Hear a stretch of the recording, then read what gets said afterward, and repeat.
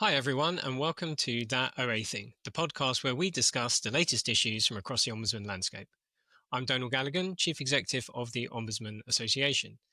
Today, I'm joined by Dr Niall Muldoon, the Ombudsman for Children in Ireland.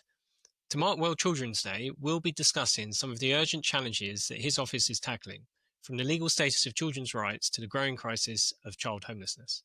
Welcome, Niall. It's great to have you on. Thanks very much, Donal. Appreciate you taking me back on again. Yeah, we're delighted to have you back. So many of our listeners might have heard of the UNCRC, the United Nations Convention on the Rights of the Child.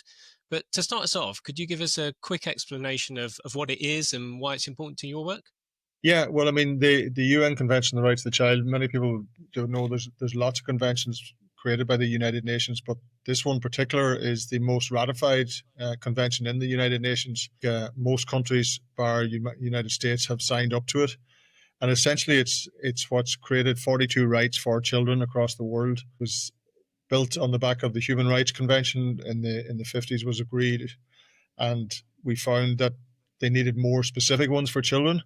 So they created this UN Convention on the Rights of the Child in 1989, and it just clarifies that children have so many rights: the right to life, survival, development, right to education, to health, both physical and mental, the right to housing, to a home, to safety, protection from war, all these sort of things that wouldn't necessarily be as relevant for adults. So we ratified it in Ireland here in 1992. And as I say, every other country in the world, bar the United States and maybe one other, that have ratified it as well. So it's the most important, we would say, obviously I would say, convention in the United Nations armory.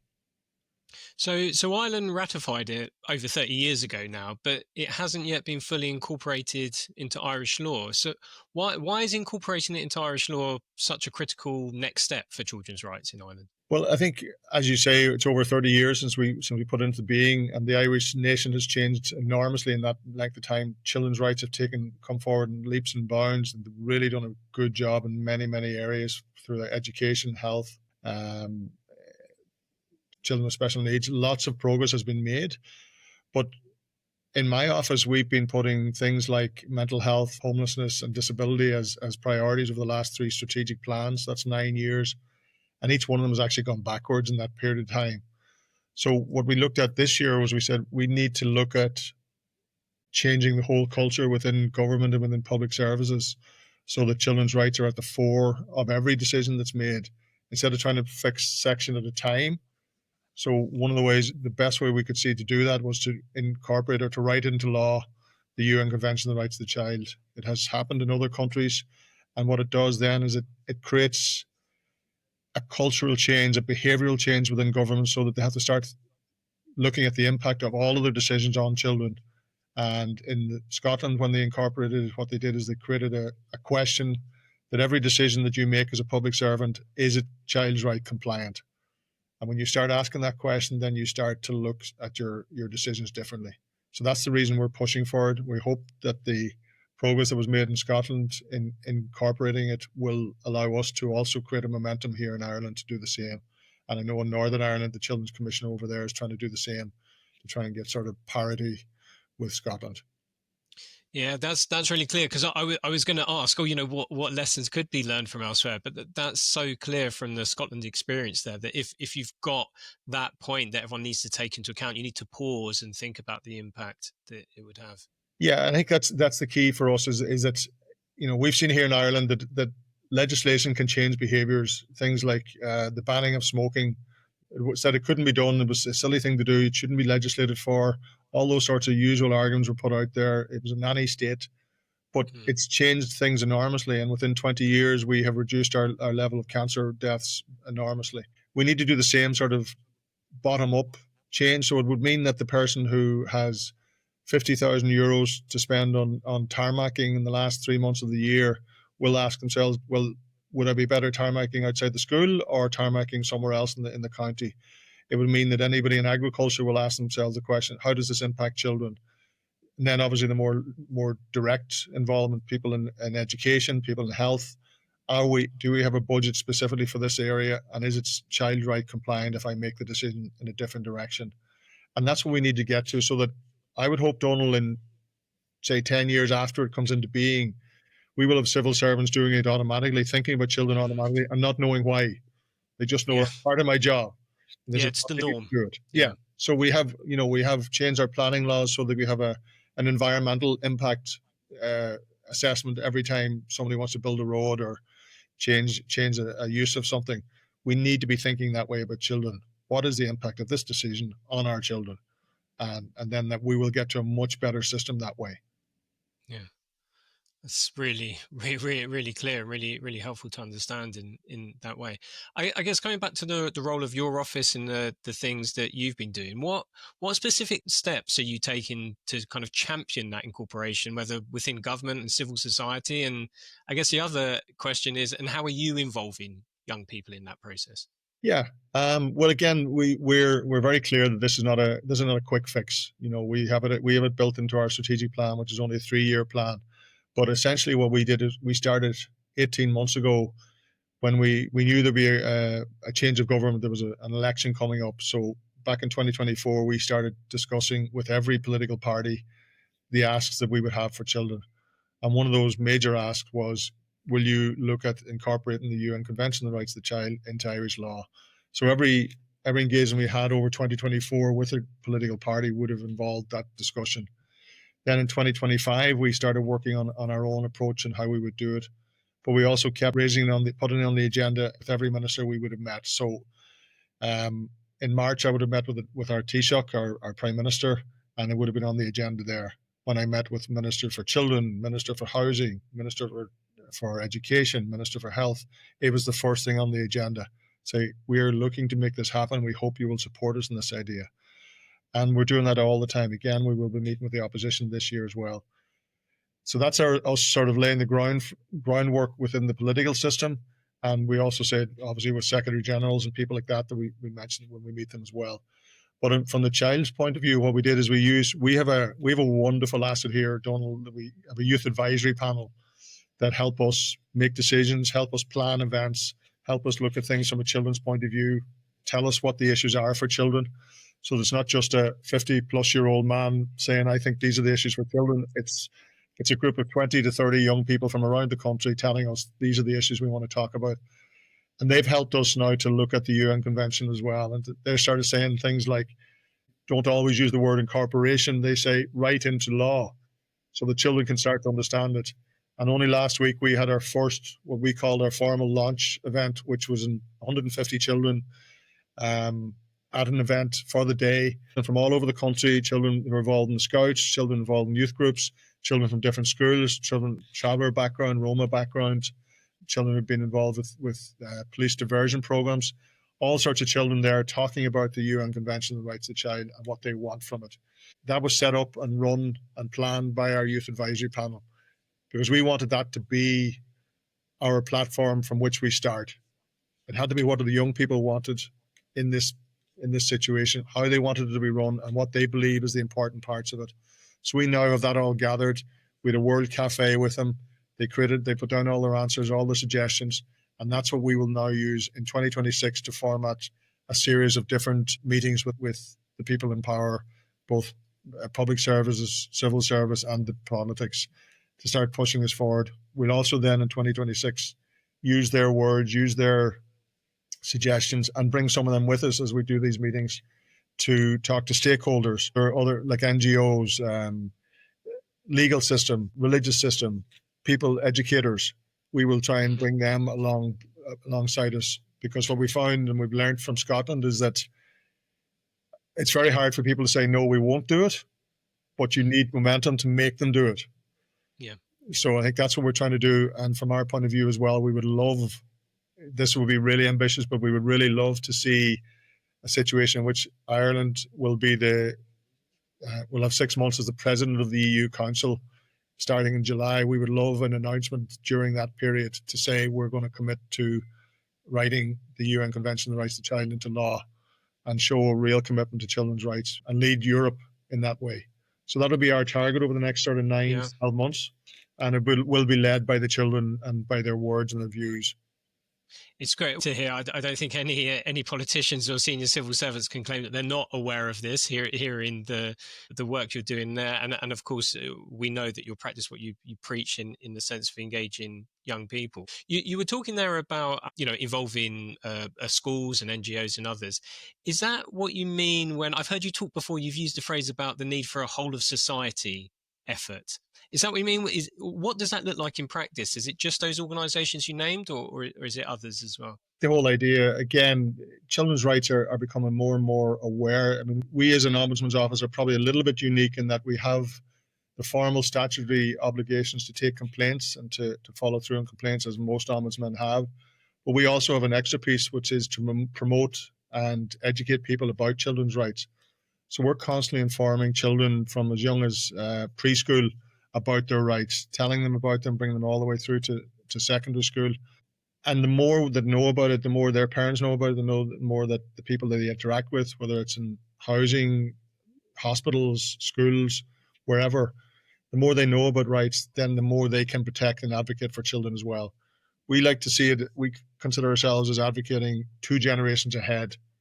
Because if we can get a child to come into us and understand their rights at 7 or 8, 9 years of age, and they come back to us at 14 or 15 and they understand it slightly differently, they then will become the policeman, the nurse, the GP, the politician perhaps, just even the parent or the aunt or the uncle who will understand that the next generation needs to be looked after better. So a whole of society approach is that our sports club understand the importance of children's rights, that our music societies, all of our voluntary agencies understand children's rights. And they all also understand that they're doing a huge amount of work for children's rights. There's people out there who are lining pitches all over the country, and the same in England or across the UK. They're doing children's rights because they're helping children to reach their potential. They're helping to build their self-development and to thrive. If you're doing scenery in a drama, or you're directing somebody in a drama, or you're helping somebody to swim, that's all children's rights in action. And we need people to understand that and to recognize that they are contributing all the time. And if we make this final step and put the convention into law, the only difference really is that if the government don't follow through on things, we could have a legal option, which isn't there at the moment. At the moment, it's done on a sort of moral suasion scenario. It's good to do, we'd like you to do it, but we don't have to do it. So the whole of society being behind this will really make a big impetus. And also, it'll be a benefit in and of itself, Donal. Yeah, of course. And it is so important, as you said out there, that this is already happening and people are already doing this. Because I think whenever you try to introduce something new, as you say, you said about the smoking ban, people panic a bit. How tall can this be achieved? But actually highlighting to people, educating them that the things that they are already doing for a good reason is part of this. So it's just about formalizing, isn't it? That's right, yeah. I mean, we're definitely not reinventing the wheel. We have seen huge progress. Again, our office was set up on the back of huge crisis and horrible investigations that we realized how badly we treated children back in the 50s, 60s, 70s, 80s. The 90s was full of exposés. We are now in a whole better, much, much better place. So we have done an enormous amount of work. Teachers are much better informed. Everybody is much better informed on the rights of children. We just want to cement it so that it doesn't fall backwards.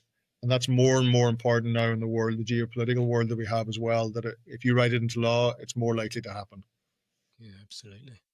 Well, one of the things you mentioned there was around housing. And I know that another major concern your office has raised recently is about child homelessness, which continues to rise despite previous reports and focus on this. Can you talk us through the scale of the issue? From our point of view, to put it in context, we are currently the 3rd richest country in Europe. We're in the top 20 in the world.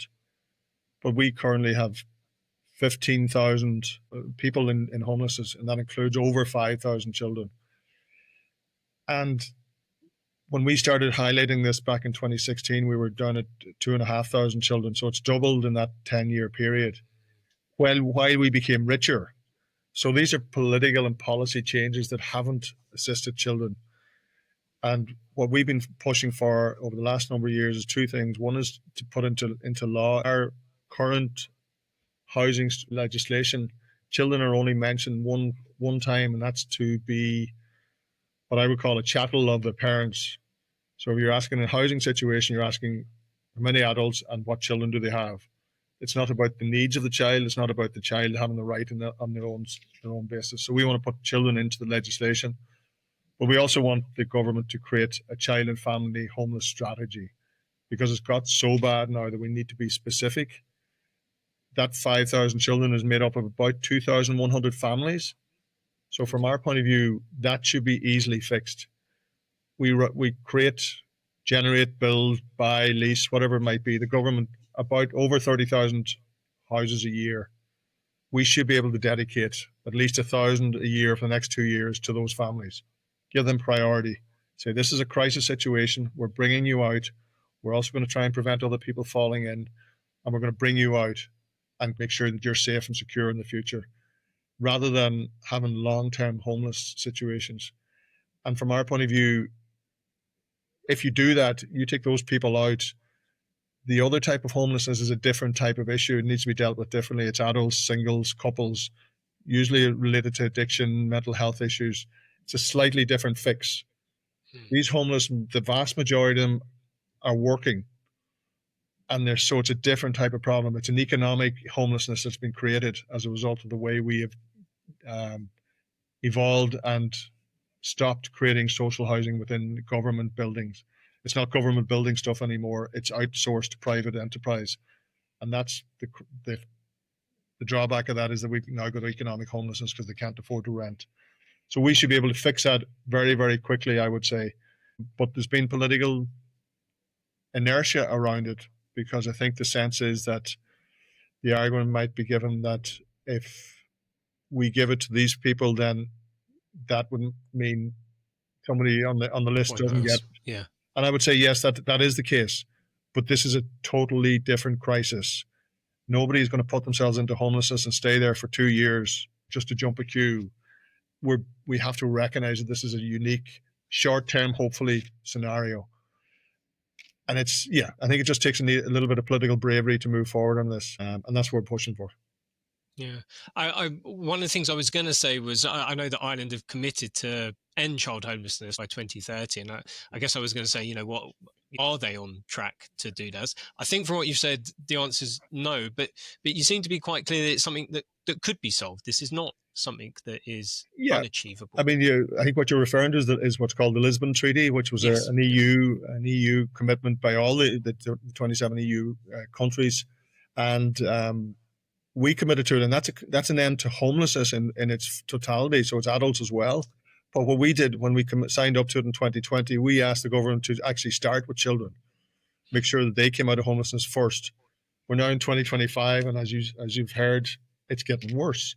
So that commitment is failing abysmally, but there is still an opportunity. One of the things that I got really angry about was during the time of the economic crash, Ireland set up what was called a bad bank. It was called the National Asset Management Agency, NAMA, and they took all the holdings from the bad banks that we had supported. So at one stage in 2017, 2018, they had at least 10,000 units available to them. And rather than keeping them for homelessness or for emergency housing, they sold them off at a loss to big private enterprises. And it just didn't seem like it wasn't the best possible way. And it certainly, if you had the UN Convention on the Rights of the Child in your law, that would never have been seen as an appropriate way to use it. The Child Right Impact would have clearly said to you, no, we need to use at least half of these for our homeless population. Because then we would own it, we would control it, there would be no, it would be very clear. So I think it can be fixed, and I would hope the government will start to make moves in that very soon, but it's been slow. And again, thinking about one of your previous reports, your No Place Like Home report, that made it clear that homelessness affects every aspect of a child's life. I guess, staying on this topic for a bit, what are the long-term implications if Ireland doesn't act urgently to solve this crisis? I mean, if we talk about homelessness, talk about any one of us here now working from home. Home, by its very nature, is a warm, safe, secure place. And it's so important for us to feel that safety and that security. But if you're a child, it's 50 times more important, because that's what creates your identity. That's what gives you certainty about who you are and where you are coming from. It also means that your parents are okay. They've got a safe, secure place as well. That's lost. All that safety, that warmth, that feeling of home. Again, that's a feeling and an emotion. Children are then swapped into a one-bedroom hotel room, or maybe there might be a family hub, which is called, just as a little bit more extra support in it. But you're living together, maybe a single parent, perhaps with 3 children in one room. We have stories of 12-year-olds, 13-year-olds going to school, their first day in secondary school, from a homeless hub, and still been there during in third year when they do their we call it a junior certificate examination. And in that time, they haven't been able to bring any of their friends home, and they don't want to go to other friends' houses because they'd be expected to bring them home. So the relationships are lost. Tensions build up within the house, within the home. The brothers and sisters argue with each other. That child has to do their homework and do their study within the bathroom, because the younger children have to have the light off when they go to sleep at 7 or 8 or 9 at night. All those things are building up a time bomb of emotional upset and trauma for that child, for all those children, and indeed for the parent. So when you have 5,000 children going through that, that's a big town or a small village, really, that's going to have trauma for a long, long time to come, and it's going to be very difficult for us to fix that for them in the future. But it literally is, and that's the part of the interaction between all the children's rights. If you don't have a home, then your education is impacted. You're not able to focus. You might not be able to get proper food. Your social relationships are impacted, as I said. Your mental health and your physical health can be impacted. We now have concerns about children not being able to physically develop from infants because there's not enough room to crawl around the room.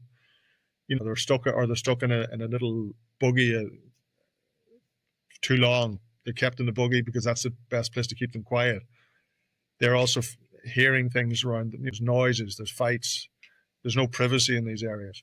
So yeah, I think we're going to have a real serious concern in 15, 20 years' time when these children start to talk as adults about what they've gone through. Mm. Well, let's hope, as you say, with the work that's underway from yourself and others, that this can really be got up the priority list, I think, to take Fingers forward. crossed. Well, of course, we're marking World Children's Day with this podcast, but I know your office will be marking it through your child talks events. Are there any particular themes that are emerging from this year's event that kind of stand out to you as priorities for policymaking? Yeah, I mean, it's again, the Child Talks event has been a wonderful thing for us. I think we're on our 8th year to celebrate World Children's Day. What we always do is we give a call out around April, May to children to tell us what they want to talk about. Once again, being led by them, and we don't put a limit on it. Sometimes we might say there's a theme for the day, but it's really what they want to talk about. This year, we've had fantastic young people involved. There's one young girl who's 17 years of age who's talking about her concern about the rise in extremism and misinformation, and how her friends are following certain paths without asking or challenging or questioning it. So that's something we wonder, is that our children aware of it, but they are. She's going to speak about that. There's another young boy who's talking about coming in as an international protection applicant. So he came from a war-torn country about 2 years ago. He's talking about the challenges he's had in integrating into school, integrating in the society, the support he has got. He's done very well because he got involved in a number of committees and different things in this locality, and also in our children's parliament. So he's done well, but he's talking about those challenges. And then we have a wonderful young boy, about 11 years of age, who's talking about the importance to him of his youth service. He's in a very deprived and disadvantaged area, so he's really supported by youth workers. They teach him life skills. They teach him, he loves cooking. He's going to make a video about how he's learned how to cook.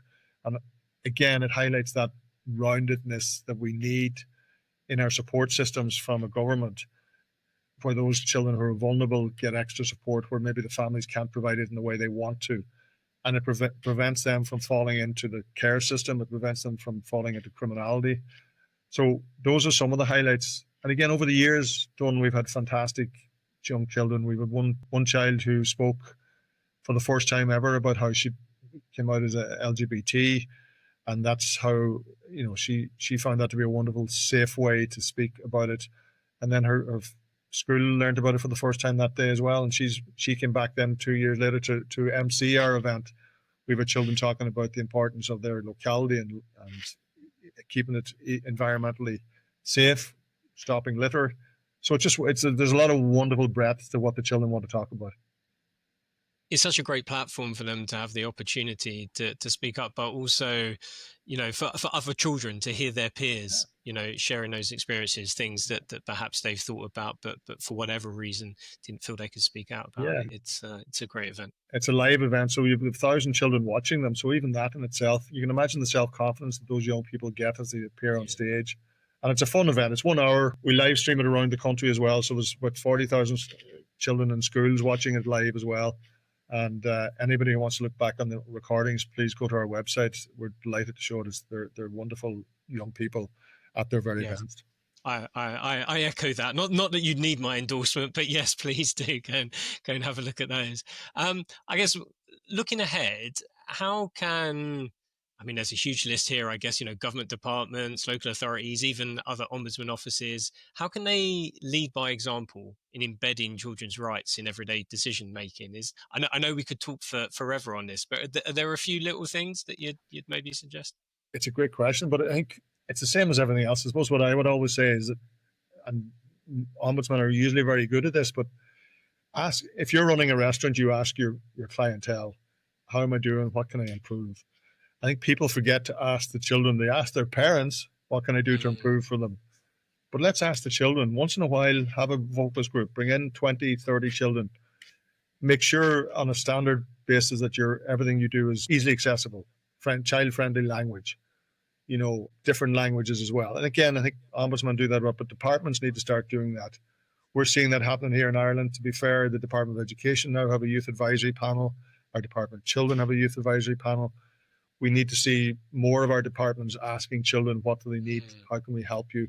And again, those sort of universal design idea that if this is good enough for children and a child can understand it, then it'll probably work for most adults as well. Exactly. It's not duplication. It's not separate.